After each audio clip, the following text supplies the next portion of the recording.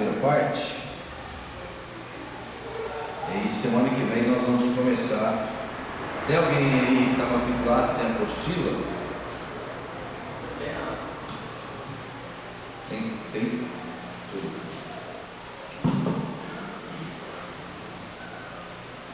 Tem 4.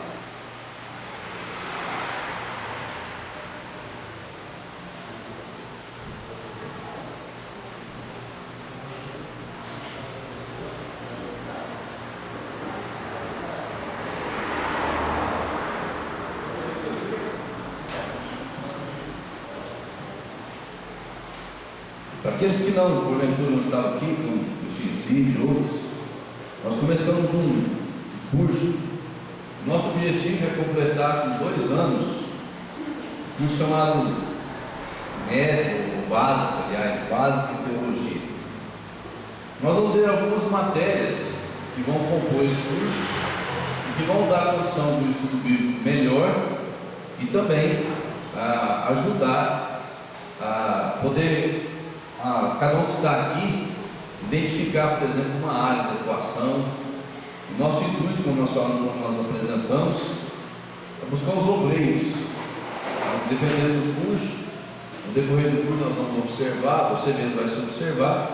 De repente daqui vão sair pessoas, comunical, evangelistas, missionários, quem sabe até pastores. O nosso intuito é fazer aqui como se fosse um instituto bíblico, só que não por tempo integral. Nós vamos agora lidar na escola dominical, mas decorrendo do tempo em que Deus for nos abençoando, nós queremos ampliar tudo que nós vamos fazer aqui, colocar mais matérias e até oferecer isso para outras pessoas, para que possam então se informar como obreiros. A primeira matéria que nós estamos vendo é a biblioteologia. E nós colocamos 2 tipos de aluno. O aluno que vai ser participante, que vai concluir o curso.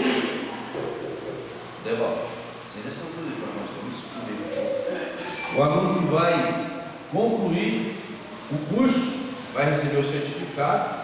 Então esse vai contar presença. Nós queremos aí pelo menos 70% de presença. Vamos fazer provas. Nós falamos que a média de aprovação é 60%. E a igreja vai então imprimir o seu certificado na conclusão de cada módulo. Os módulos vão ser feitos por partes, então não há exigência, por exemplo, na hora que nós abrimos um outro módulo, você que não fez bibliologia, voltar a fazer. Você pode fazer o módulo independente e lá no futuro, quando abrirmos novamente esse módulo de bibliologia, você faz. Nós estamos gravando todas as aulas, então caso você fique com alguma dúvida, a aula passada já está lá no YouTube, só procurar minha conta, Marcos Aparecido Rosa, e aí nós vamos colocar no site da igreja também. Não coloquei. E você pode assistir novamente. Essa aula também vai ser gravada. Se der tempo, hoje mesmo eu já coloco lá para quem quiser assistir. Então nós temos feito assim, eu creio que nós vamos alcançar bastante sucesso. Eu e o Marcos vamos revezar nas aulas, e aí, quem sabe dentro de vocês aí, dentro do grupo, possam surgir outros professores também que venham nos ajudar, para que possamos aumentar os horários, também aumentar as matérias. Nós começamos semana passada falando sobre a importância do estudo da bibliologia, e nós falamos que ela é importante por ser o livro mais atacado. A história conta que a Bíblia é o livro mais perseguido de todos, então nós precisamos estudá-la para que possamos resistir a esses ataques e não ceder aquilo que o mundo quer que façamos. Nós também estudamos e falamos da necessidade de estudar a bibliologia, por ser a Bíblia a base da nossa fé cristã. E aí nós falamos que Deus ele existe sem a Bíblia. Só que nós não conseguiremos ganhar de Deus os benefícios sem que estudemos a Bíblia. Se a Bíblia não existisse, todas as pessoas saberiam que Deus é Deus, porque a Bíblia fala que os próprios atributos invisíveis de Deus, seu eterno poder, assim como a sua divindade, claramente se reconhece pelas coisas enviadas, e os homens são por isso indesculpáveis. Romanos 1, 20 ou 21, se eu não estou enganado. Então nós temos que entender que Deus ele existe sem necessidade da Bíblia. Só que a revelação de Deus, da obra que Ele quer realizar por nós, ela está na Bíblia. Então nós precisamos da Bíblia. A Bíblia é a base da nossa fé cristã. E nós falamos também que a Bíblia é a base da nossa doutrina. Fé é eu acreditar. Acreditar em Deus, em Jesus, no plano de salvação, e acreditar na própria Bíblia. Agora a doutrina é o conjunto de ensinamentos que Deus deixou para mim para que eu recebesse. Então estudar a bibliologia é tão importante porque é na Bíblia que se encontra a nossa base, o nosso manual de vida. Nós seguimos somente a Bíblia. Qualquer autor que escreveu um livro baseado na Bíblia, e nós podemos comprovar a fidelidade desse autor à Bíblia, então o livro dele é bem-vindo. Mas se ele escrever e esse livro não for confirmado, ele deve ser desprezado. Não só um autor, mas um pregador, qualquer pessoa, um pastor, um missionário, ou um cidadão qualquer que se levantar ensinando coisas que não diz respeito à Bíblia, ele deve ser negado. E nós falamos por que é tão importante que eu conheça a Bíblia. Porque eu tenho dois problemas pelos quais as igrejas estão sofrendo. A primeira é a falta de submissão daquele que está à frente de uma igreja.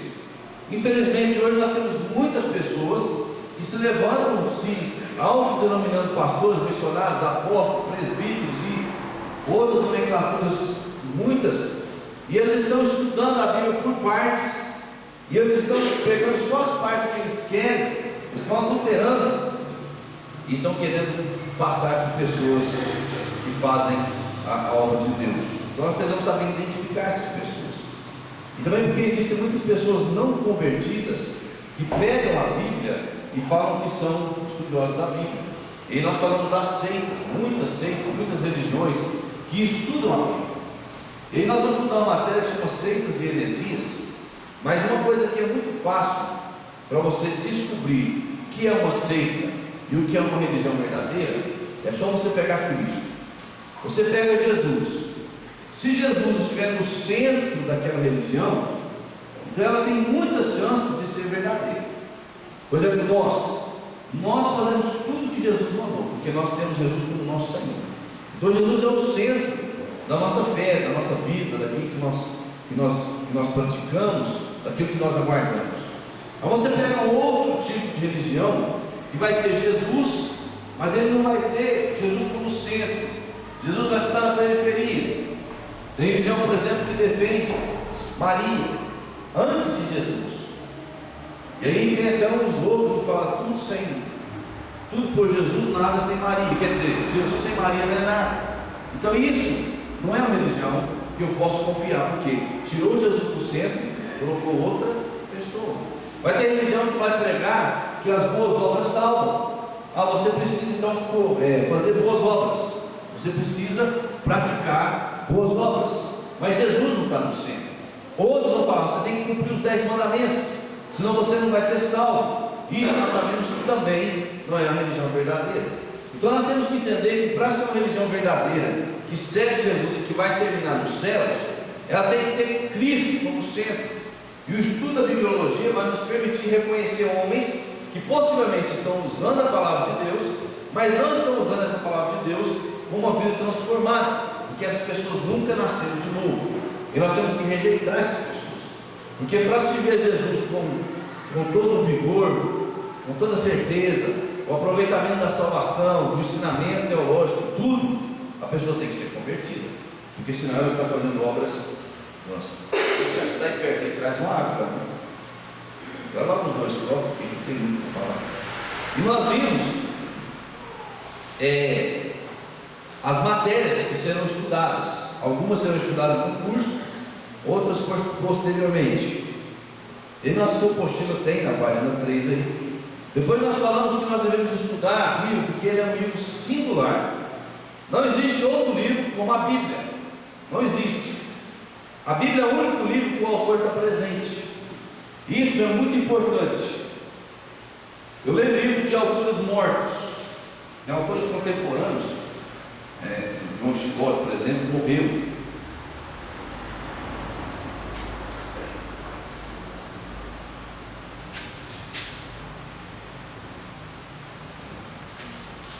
Morreu no ano passado. Então, se eu precisar de tirar uma dúvida com ele, eu não posso mais, porque ele morreu. E não tem nada que possa voltar aqui, a não ser o arrebatamento, a ressurreição dos mortos, aí sim. Mas aí, quando isso acontecer, eu não preciso mais dele, porque os meus olhos serão abertos, eu vou conhecer toda a sabedoria sem precisar estudar da forma que nós estudamos. Mas Jesus não, Deus não, o Espírito Santo não. Eles são autores da Bíblia, e nós podemos ver que eles estão vivos, bem vivos, poderosos. Então a Bíblia, ela é única, ela é singular, é o único livro que tem um autor vivo, um presente. Você está lendo a Bíblia lá, de uma dúvida, eu preciso consultar o autor. Feche seus olhos, olhe, fala: Deus, eu não estou entendendo o que está escrito aqui de uma maneira convincente, de uma maneira que eu preciso. Então me dê esclarecimento, me dê sabedoria, me ajude, me ensine, e Deus ele vai te responder. Porque Tiago fala que aquele que precisa de sabedoria, peça a Deus, que a todos dá literalmente nada, lhes impropera. Então Deus dá sabedoria literalmente. Então por que a Bíblia é um livro singular? Tirando todos aquilo que nós já falamos, o autor está presente sempre que eu estou lendo. Sempre que você tiver uma dúvida, ao estiver lendo a Bíblia, feche seus olhos, ore a Deus, peça sabedoria, peça entendimento. Pode ser que Deus não te responda na hora, porque Ele vai querer criar em você uma base, mas de repente, quando você menos esperar, Deus te dá a resposta. Ou muitas vezes Ele dá a resposta na hora, vai depender da vontade dele. Nós somos apenas seus servos. Então a Bíblia ela é singular por esses motivos, e ela é única. Não existe um livro como a Bíblia. A Bíblia é diferente. Agora página 3 aí, se vocês quiserem acompanhar na apostila, parágrafo lá embaixo. A Bíblia é única. É um livro diferente dos demais, de cuja espécie não existe outro, nos seguintes aspectos, além de muitos outros. Então, por que a Bíblia é única? Nós vamos discorrer então sobre esses aspectos, e no final de cada ponto eu vou dar oportunidades, quem quiser fazer perguntas, ou no final de cada 2 pontos, e aí a gente consegue terminar ainda hoje. A Bíblia é única, e um primeiro ponto que fala dessa qualidade de ser única é a sua coerência ou harmonia. Não se esqueça, a sua coerência e harmonia. Se nós pegarmos hoje todos os autores vivos, que falam, por exemplo, de regime, é um material muito procurado, mas quase ninguém obedece, mas é muito lindo. Regime, dieta. Se você pegar 10 nomes que estão na mídia aí, que escreveram livros, você reunir os 10, você vai ver que não vai haver harmonia 100% entre os 10, não vai. Todos vão divergir entre si em um ou mais pontos. Então não existe nos escritos seculares a harmonia completa, não existe. Eu estou falando de autores vivos, eu não estou falando de autores que escreveram há 1000 anos atrás, há 2000 anos atrás. Eu estou falando de autores que escreveram a Bíblia, os livros hoje, na nossa época, que estão vivos. Você juntar 10 autores de qualquer tema, economia, política, religião, qualquer outra coisa, você vai ver que existe diferença, existe contradições entre os seus escritos. Mas a Bíblia, de Gênesis a Apocalipse, ela é harmoniosa. A Bíblia não se contradiz, pelo contrário, ela se completa. Eu vou ler aí na apostila, eu peço que você siga, para que nós possamos entender. À primeira vista, a Bíblia parece ser uma coleção de literatura, principalmente judaica. Se investigarmos a circunstância em que foram escritos os vários documentos bíblicos, descobriremos que foram escritos aos poucos, durante um período de aproximadamente 1500 anos. Então a primeira coisa que iria contra a Bíblia na sua harmonia é esse fato. Deus, ele gastou na história 1500 anos para escrever a Bíblia. Então ele começou a escrever um pedaço, depois aquele autor morreu, ele levantou outro, escreveu mais outro, escreveu outro, e assim ele foi usando homens para escrever a Bíblia. Desde o primeiro escritor, que é Moisés, até o último, que nós temos ser lá, o João, existiu 1500 anos nesse tempo que Deus gastou para escrever a Bíblia. Então só esse fato já complicaria. Você pega um autor de 1000 anos atrás, ele vem aqui para o nosso mundo, o nosso século, aliás, que ele participa do mesmo mundo, o nosso século, e ele vai ter dificuldade de adaptação, vai precisar de um tempo para se colocar, se situar, se isso fosse possível. E se nós fôssemos há 1000 anos atrás, nós provavelmente não sobreviveríamos, porque nós estamos acostumados com tanta tecnologia que nós teríamos muitas dificuldades. Então faltaria harmonia. E um autor que escreveu 1000 anos atrás, ele nunca seria de acordo com os escritores de hoje. Mas a Bíblia ela não teve essa harmonia. Os escritores escreveram em vários países, desde a Itália no Ocidente até a Mesopotâmia e possivelmente na Pérsia. No Oriente, os escritores formavam um grupo heterogêneo de pessoas, ou seja, pessoas diferentes. Não eram pessoas que estavam ligadas à mesma área, eram pessoas diferentes, não apenas separados uns dos outros por centenas de anos e centenas de quilômetros, mas pertencentes aos mais variados ramos de atividade. Havia reis, boiadeiros, militares, legisladores, pescadores, estadistas, pessoas da corte, sacerdotes e profetas, um rabino, fabricante de tendas, nosso São Paulo, e um médico gentil, para não falar de outros de quem nada sabemos, senão os escritos que deixaram. Os próprios escritores pertencem a uma grande diversidade de estilos literários, que inclui história, lei, poesia religiosa, textos didáticos, poesia lírica, parábolas, alegorias, biografias, correspondência pessoal, recordações e lembranças pessoais, diários, além dos estilos caracteristicamente bíblicos de literatura, proféticas e apocalípticas.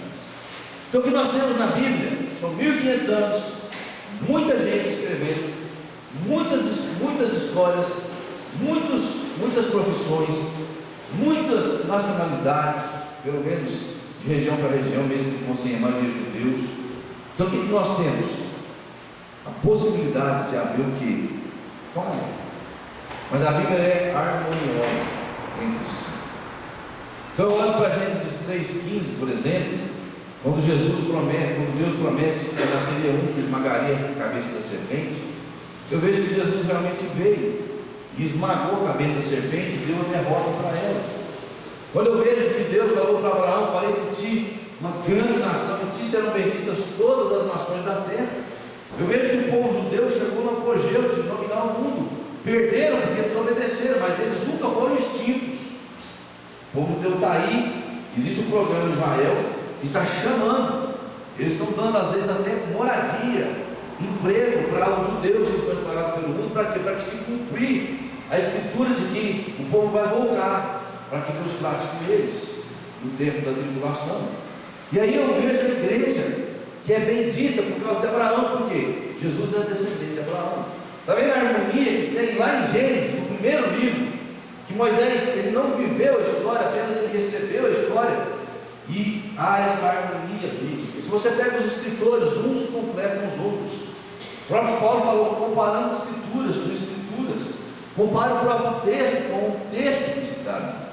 Então existe uma harmonia muito forte, inquebrável na Bíblia, e essa harmonia é que vai nos dar aquilo que nós precisamos acreditar, que é crermos que a palavra de Deus é verdadeira e que eu posso segui-la. Na sua página 4, eu quero ler mais uma parte do texto, diz assim: por tudo isso, ou apesar de tudo isso, a Bíblia não é uma simples coleção de textos literários escolhidos de várias obras. Existe uma unidade que dá coesão ao todo. Ela não é uma antologia. O que é uma antologia? É uma coleção de livros do mesmo assunto. Por exemplo, eu vou reunir todos os livros que falam de salvação. Então eu vou ter um monte de autores, com visões teológicas diferentes. Eu vou reunir esses livros e vou colocar numa coleção, mas não por estarem juntos, eles são o quê? Eles são harmônicos. A Bíblia não. A palavra Bíblia, de onde vem a palavra biblioteca, é uma junção de vários livros contidos em um livro só e que tem harmonia entre si, do começo até o final. Então, por isso que a Bíblia é digna de quê? De confiança. Abaixo de negritude, a explicação de ontologia e de ontologista, depois você pode estudar, diz assim: a Bíblia trata de centenas de temas controversos. Tema controverso é aquele que pode gerar opiniões diferentes, quando mencionado ou discutido. Os autores bíblicos falaram de centenas de temas controversos, nas condições acima mencionadas, com harmonia e coerência, desde Gênesis até o Apocalipse. Há uma única história que vai sendo revelada: a redenção do homem por parte de Deus. Se apanharmos hoje apenas 10 autores de livros, é aquilo que eu falei, de livros seculares ou religiosos, não faz, juntar os 10, eles vão ter dificuldade de ter harmonia. E há 99% de chance que, mesmo que eles sejam harmônicos nas maioria dos seus ensinamentos, vai haver divergência entre um e outro, por causa do pensamento e da opinião que eles mostram. Mas a Bíblia não. Ela é o único livro que revela a harmonia no todo. Desde Gênesis até Apocalipse, ela se completa. O professor meu falava que entre Gênesis e Apocalipse existe um fio de sangue que liga todos, e é o sangue de Cristo. Porque toda a história bíblica gira em torno do propósito de Deus na salvação do homem e no cumprimento desse propósito através do nosso Senhor Jesus Cristo. Alguma dúvida?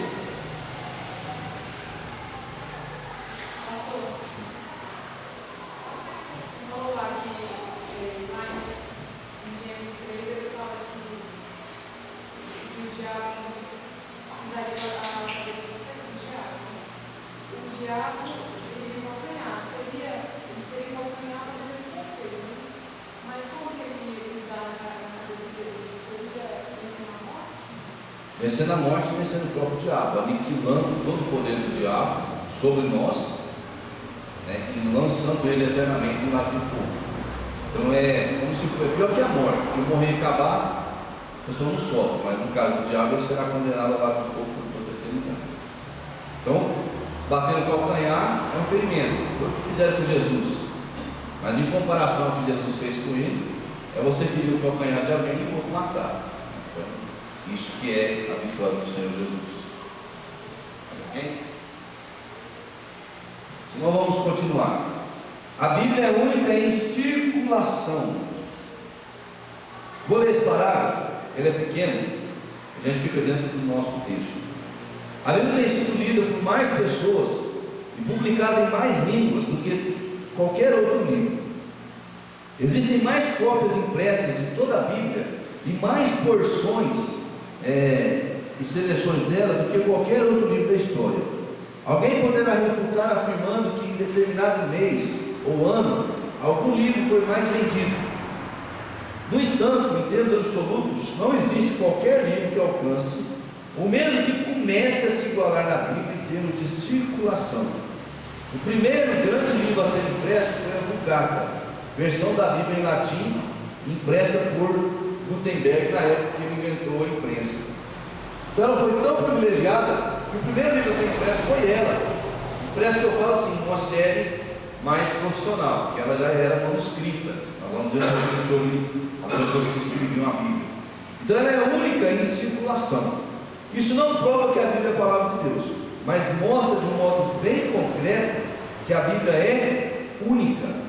Não existe nenhum livro que chegue perto da quantidade de Bíblia vendidas e distribuídas, impressas em todo o tempo.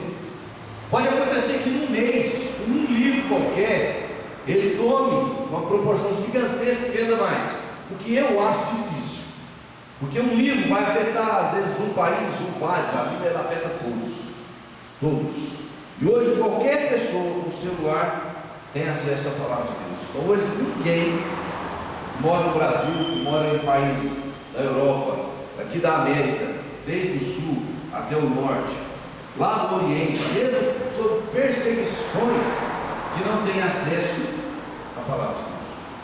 Por que eu posso crer e que eu preciso estudar a bibliologia? Pela importância que a Bíblia tem na própria história. Não é só os evangélicos que usam a Bíblia. Muitas pessoas usam a Bíblia.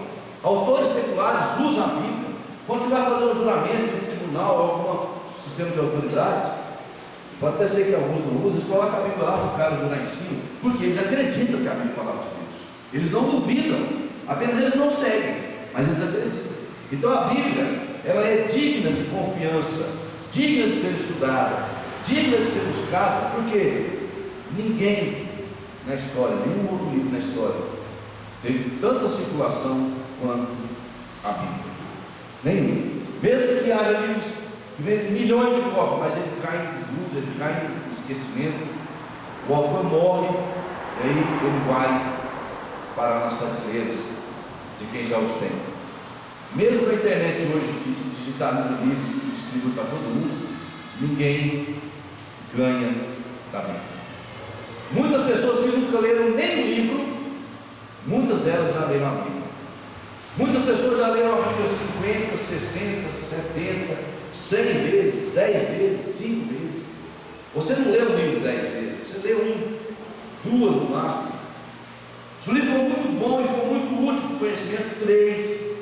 Aí depois ele vai para a prateleira. A Bíblia não, nós temos ela todos os dias, todas as semanas, todos os meses. Mesmo aquela pessoa que não lê a Bíblia todos os dias, ela vai ler ela toda semana. Mesmo quem não lê a Bíblia em casa, vai ler aqui na igreja. Então a Bíblia é o livro de mais circulação de todos os tempos.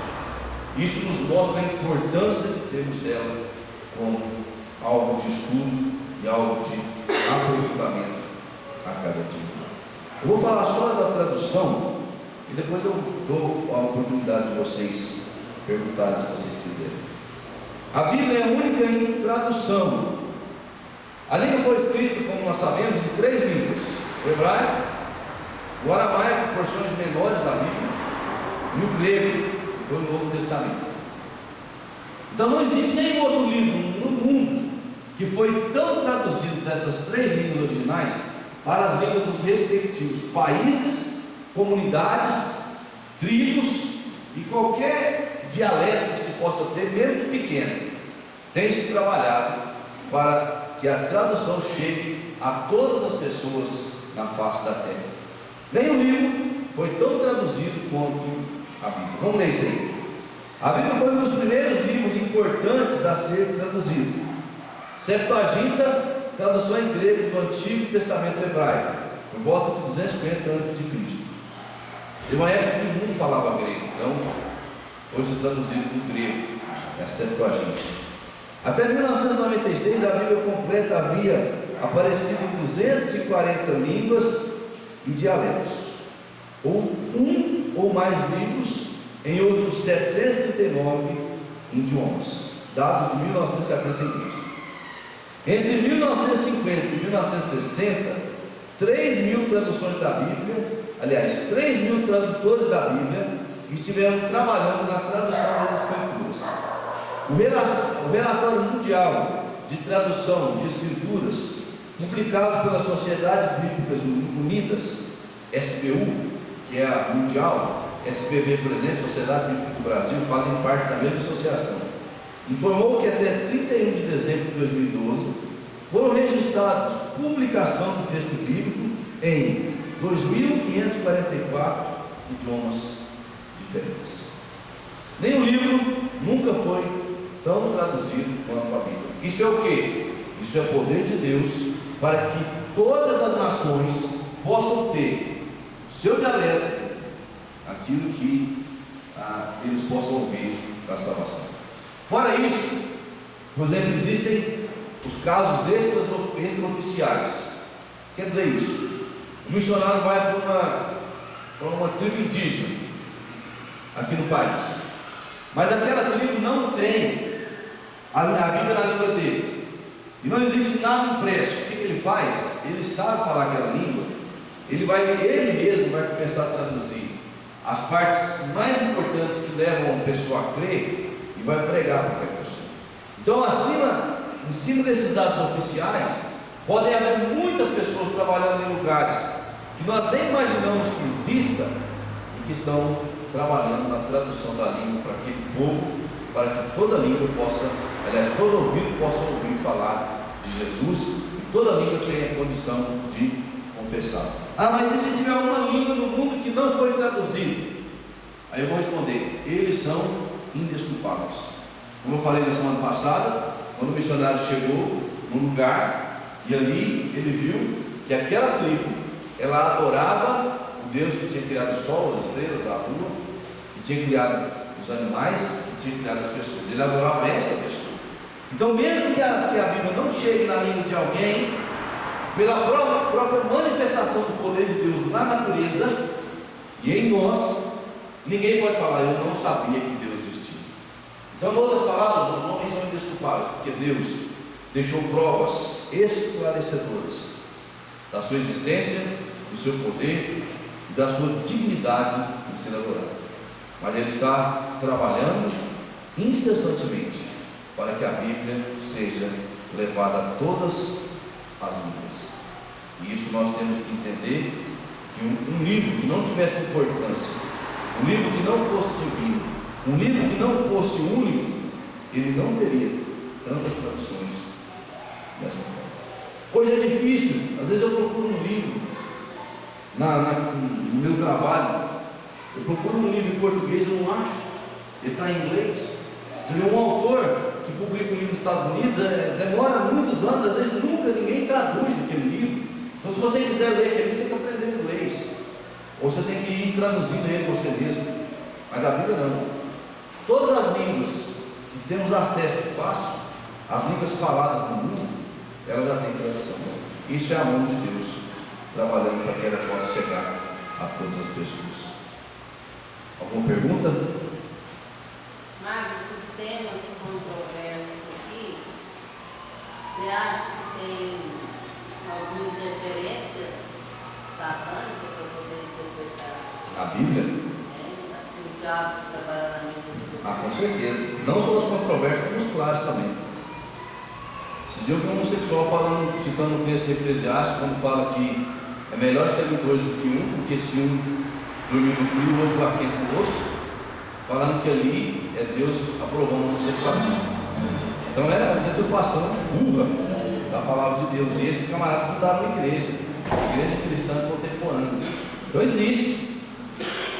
Ali estava falando de outro assunto, de trabalho, de união, e ele esquece de citar os textos levíticos, esquece de citar o texto de Romanos, quando fala que eles cometeram torpeza entre si, porque mudaram o modo natural das suas relações íntimas, homem com homem, mulheres com mulheres, e aí eles se esquecem disso. Então há muito isso, essa preocupação. É por isso, só para concluir, é por isso que nós precisamos conhecer a Bíblia, para quando nós pegarmos um cidadão desse, nós não ficarmos de boca aberta sem resposta.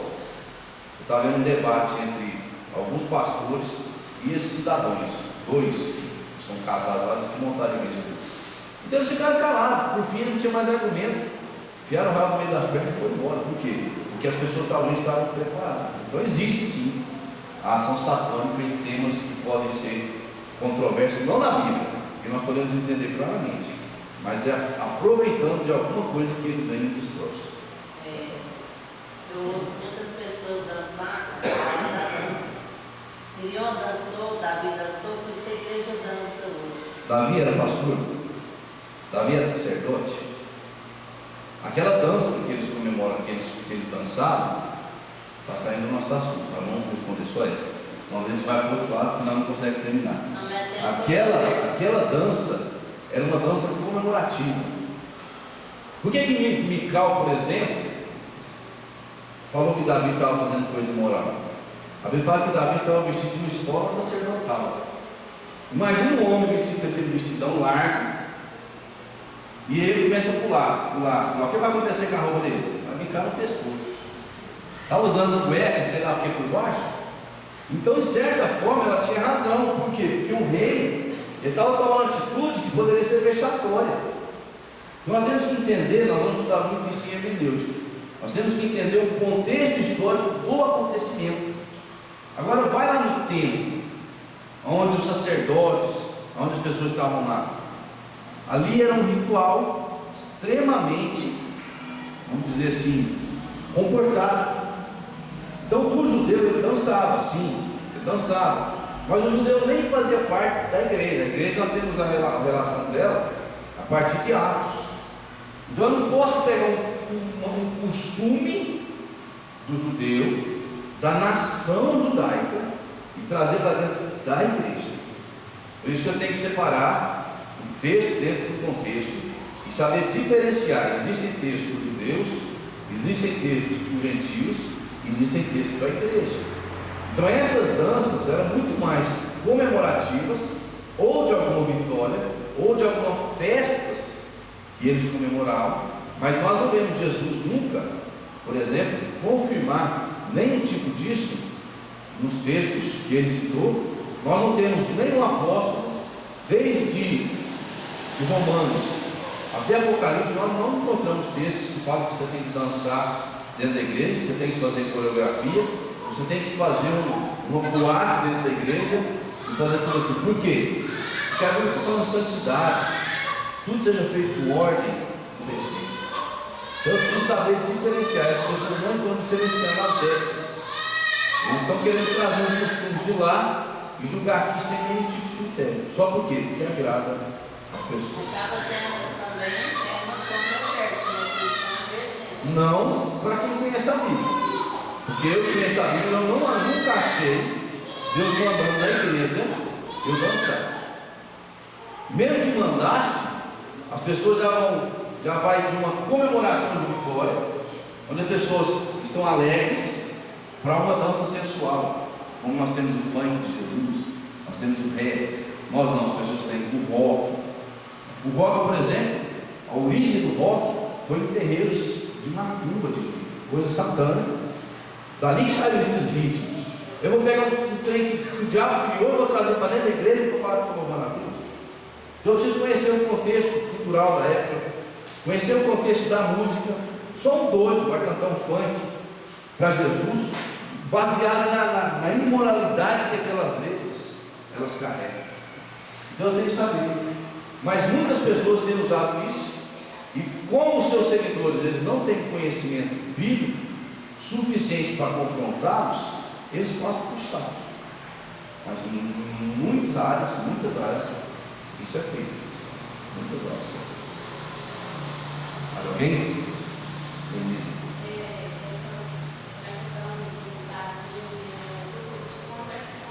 Miriam não dançou não, Miriam falou para Davi. Davi estava alegre, porque estava chegando. É na arca, né? Que estava trazendo a arca, ele estava feliz, porque ele estava trazendo a glória de Israel para dentro de Israel de novo. Então ele chegou comemorando, possivelmente o vestido dele subiu e as vergonhas dele apareceram tudo. Ele ia fazer atitude digna de um rei. Então foi isso que aconteceu. Por isso que ela questionou ele. Então não é uma coisa que eu possa chegar e julgar dentro da igreja como se Deus tivesse ordenado. Não. Os salmos é o livro de cântico deles. Eles tinham lá os levitas, tinham os cantores. Você pode ver que lá nos salmos tem ao mestre de canto, o tom de oitavo, o tom disso, porque eram livros para louvar. Mas eu tenho que considerar o povo, não é para nós. Nós usamos, mas nós não vamos trazer isso para o mundo, porque quando eles trazem, é simplesmente para satisfazer os seus desejos. Aí eles dizem, oi? Eles falam também de Jesus dançou. Jesus não.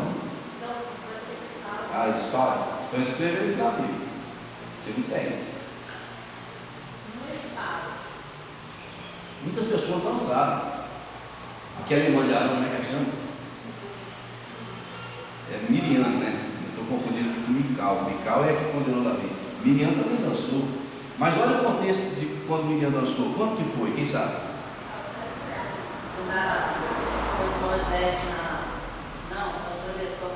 Atravessou o Mar Vermelho. E que eles viram lá os corpos dos judeus, dos egípcios, tudo esparramado lá na praia. Miriam então compõe e ela então vai adorar a Deus, mas é uma comemoração da vitória. É contexto diferente.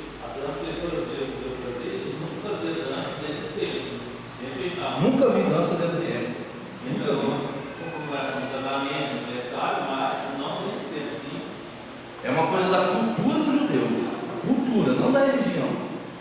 Porque lá dentro do templo, ou dentro do templo, que fosse do tabernáculo, que ainda era feito de cortina, de couro ainda, era um ritual 100% seguido à risca. Se nós fôssemos participar de um culto hoje, no tabernáculo, no templo, a maioria de nós ia dormir. Por quê? O povo hoje não fica 2, 3 horas às vezes. Tem um texto que foi Esdras, que começou a descer, e foi até de tarde, o povo estava em pé lá, todo mundo ficou. Então, se nós observarmos a cultura do templo, a adoração do templo, como era feito, não tem nada a ver com o que se faz hoje. E é cultura. Cultura. Eu não posso trazer cultura de um povo para dentro da igreja. Não sei se na Escócia ele é assim hoje. Se o povo, vamos lá, ainda continua usando saias, foi lá, continua. Mas põe uma saia que vem para a igreja para você ver. Se eu chegar aqui de saia, estão falando de mim. Mas não todos. Você acha que tem que Por quê? Cultura. Mas se eu chegar de saia na Escócia, é uma coisa normal. Então, tem coisa que não cabe na cultura. Provavelmente o povo da igreja lá vai de saia. O que você está falando de você? não são todos. Não são É todos. muito difícil achar. Mais tradicional. Mas ainda é visto como normal, né? Na Rússia, por exemplo, não se Não pelos vê. turistas, né? Hã? Os turistas não. Eu, por exemplo, eu cheguei aqui. Esse cara é ótimo, né? Mas é cultura. Então eu vou querer trazer uma cultura para dentro da igreja. Já pensou se eu for trazer todas as culturas do mundo para dentro da igreja? Tem que virar uma farofa. Então você tem que saber diferenciar essas coisas.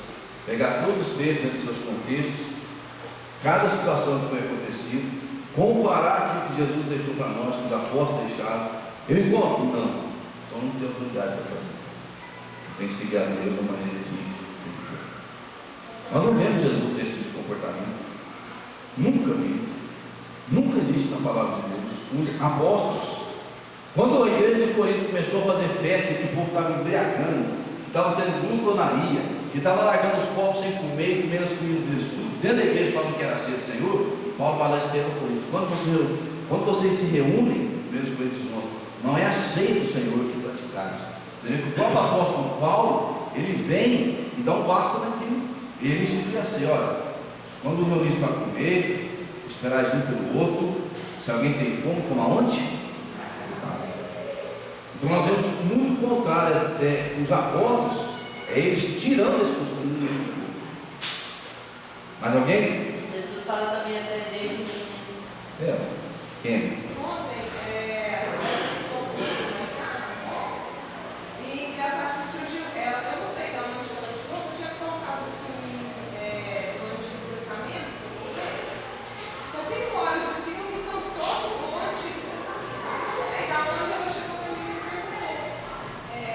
Mas na época de Jesus bebia, Jesus dançava, por que hoje é condenado? Aí eu tentei explicar, né, porque eu conheço justamente isso, que naquela época, no costume judaico, né, o vinho e a dança, né, que não era uma dança sensual que é hoje, que hoje virou essa bagunça, era um costume mesmo. E a bebida, que na época era o vinho, era uma bebida basicamente natural, né? Da própria uva, do próprio costume deles. Não tinha mistura, não era para embriaguez. Bom, então deixa eu. Estou procurando um texto que está em Gálatas aqui, mas eu acho que não vou achar. Tentei assim, explicar para ela que hoje a prostituição em si, a pornografia em si, está focada na dança, né? Sensualidade. Se Jesus dançou, a não ser que eu tenha passado muito despercebido, mas eu não encontrei nunca que Jesus dançou. Eu falei isso para Eu ela. já ouvi falar que foi quando ele transformou, né? Mais ou menos por aí. Mas não tem na Bíblia.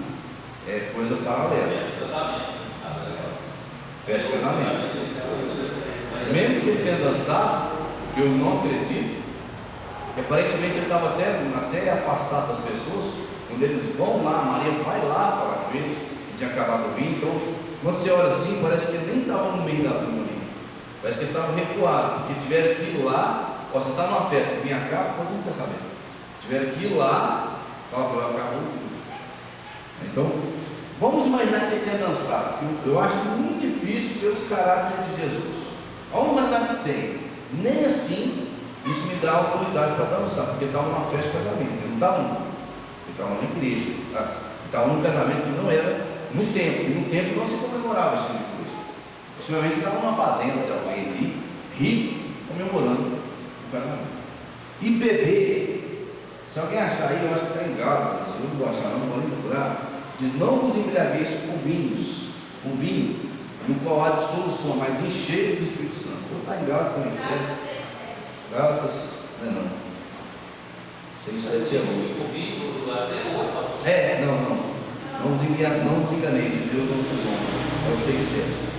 Mas hoje, até hoje, os judeus ortodoxos, eles tomam vinho, eles colocaram ele, eles não tomam vinho puro, eles colocaram ele, e esse costume vem da cultura do caso, porque o vinho em si é forte, né? O vinho, se fermentado, ele é alcoólico. Eles não tomam ele somente com o gustado de mar. Até Não é misturado. Eles tomam um do lado do outro, mas não mistura não. Não conecta o lado do vinho. Eles pegam uma taça de vinho e uma taça de água. Eles não misturam os dois. Eles Eu misturam trabalhei no com judeu. judeu, eles não se misturam. Eu nunca tive contato com o judeu, não sei se fala assim. Eles falam que ele toma um de vinho e um de água, mas eles não A misturam. mistura na barriga. Enfraquece de todo jeito. Se ele tomar 2 caras, você toma só um. Sabe qual que é a conclusão que a gente chega nisso aí? É que os crentes não querem servir a Deus no Espírito, não querem deixar a carne, fica procurando alguma coisa na Bíblia para justificar o que eles estão querendo fazer. Com relação à bebida, eu gosto de ser bem honesto. Eu não estou aqui para inventar o que a Bíblia não disse. Nunca achei na Bíblia que fosse pecado beber. Não tem. Só que esse texto eu queria ter achado ele, mas não achei. Que diz: não vos embriagueis com vinho, no qual há dissolução, mas enchei-vos do Espírito Santo. Qual que é a ordem bíblica? É para não beber? É para não o quê? Embriagar. Quem aqui já bebeu? 1, 2, 3, 4, 5. Eu bebeu também? 6. Meu pai também era atleticano. Há muitos. Agora eu te pergunto: você conseguiu beber um cálice de vinho e ir embora para casa? A maioria. Quando vocês bebiam e estavam bebendo, vocês bebiam só um cálice ou só meia latinha e ir embora para casa?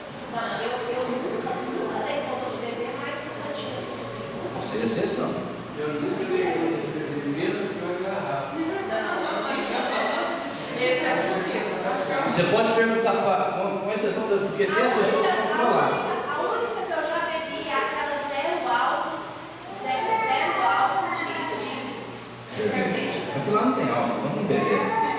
Então o que eu quero dar? Mas dá licença, vocês saem um pouquinho do assunto. Gálatas fala que no fruto da carne, que a bebedice, os que praticam tais coisas, Sim, verdade não é. mas aí a palavra está bem clara: bebedice, bebedão. Efésios 5,18, vamos lá ler. Não é nem Gálatas, era Efésios 5,18. E não vos embriagueis com vinho, no qual há dissolução, mas enchei-vos do Espírito Santo. Então o que é a recomendação bíblica? Gálatas fala, Apocalipse também fala: que fora ficarão os beberrões, os cães, assassinos, feiticeiros, coisa e tal, ficarão fora do reino dos céus, vão para o lago de fogo. Gálatas fala os beberrões. Efésios fala: não vos embriagueis. Nós já saímos totalmente do assunto. Quando Noé bebeu vinho, ele embriagou. Então, se eu fosse defender a bebida, uma coisa que eu não faço, eu ia falar assim: ó, vocês têm que beber um cálicezinho de vinho, né? E acabou. Mas o cara põe um galão de vinho aqui, mas tá bom, hein? Quando ele veio, já bebeu tudo na mão. É, então um galão em cala. Hã? Um galão em cala. Claro. Geralmente quem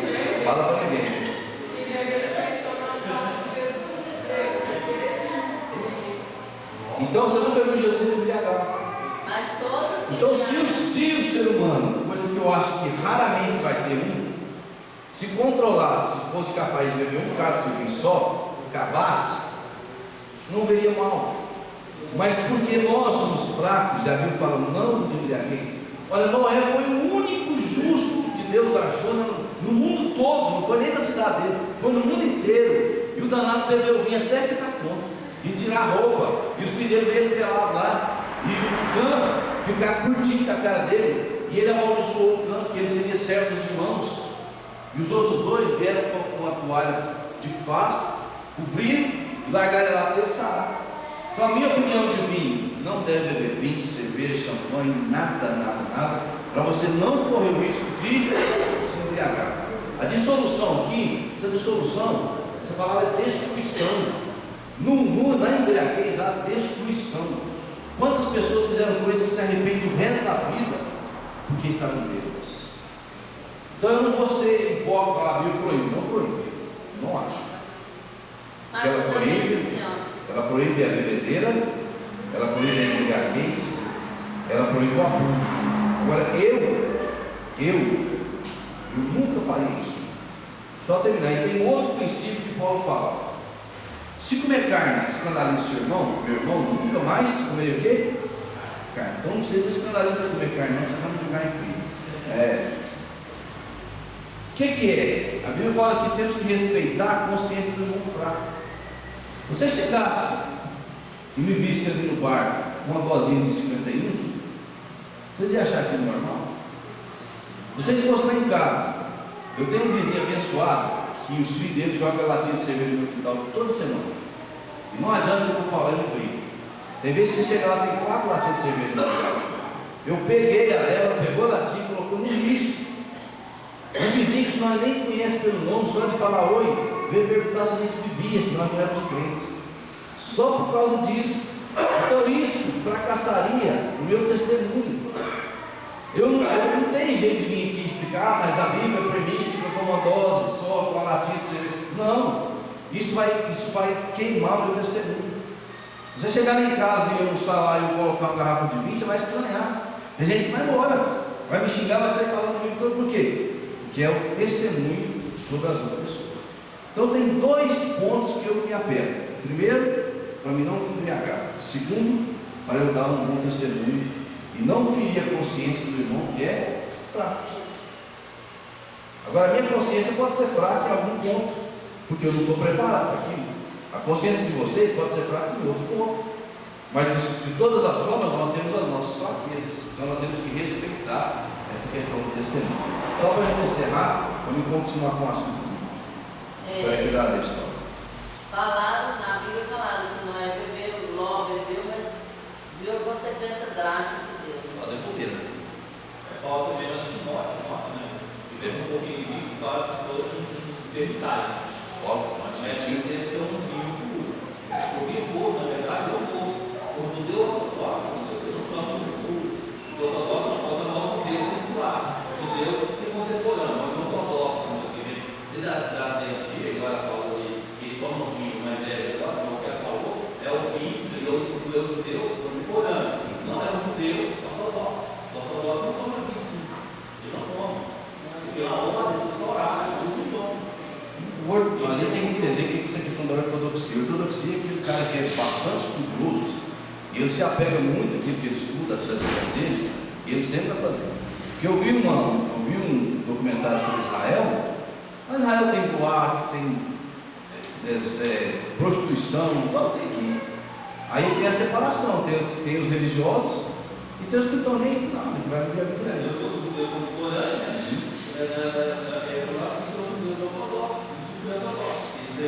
Eles andam de acordo, não torar. Só que eu vi mais alguém, só para a gente encerrar.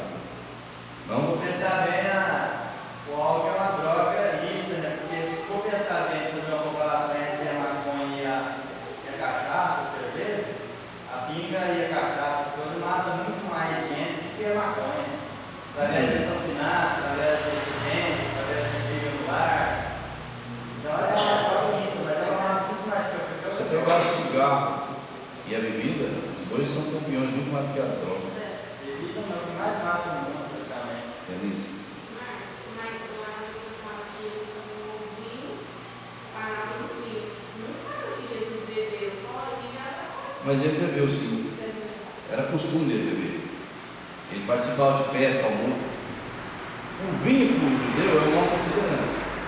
Nada que você pensar, ele bebe. Bebe vinho mesmo. Então é.